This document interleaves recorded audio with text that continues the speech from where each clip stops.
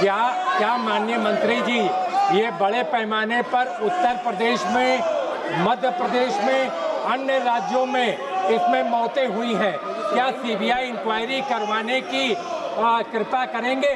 और जो मौतें हुई हैं क्या 5-5 लाख रुपए का मुआवजा देने की कृपा करेंगे? ये दो अनुपूरक हमारे हैं, सीबीआई इंक्वायरी और 5-5 लाख रुपए का मुआवजा। मैंने अपने उत्तर में बड़े स्पष्ट शब्दों में इनका जो प्रश्न है वो ये है कि क्या कोई कोडीन के कारण कॉम्पनसेशन देने की बात इन्होंने कही है। Whether the government proposes compensation to the next of the kin of the children after consuming codeine based cough syrup। उत्तर बड़े स्पष्ट शब्दों में है कि no report of death has been associated with the consumption of codeine based cough syrup has arrived from any state or from the union territory। तो जब इस तरीके की कोई डेथ कोडीन से कफ सिरप से नहीं हुई है तो फिर हम उसके बारे में ये प्रश्न ही नहीं उठता कि कोई कंपनसेशन देने की बात हो। सीबीआई जांच की मांग की है।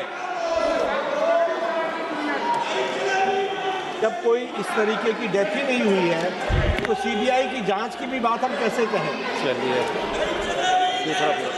प्रश्न क्रमांक नहीं पूछ। माननीय सदस्य Shri T Krishna Prasad ji. Respected Chairperson, ma'am, the central government's prompt withdrawal of adulterated cough syrup from market is commendable.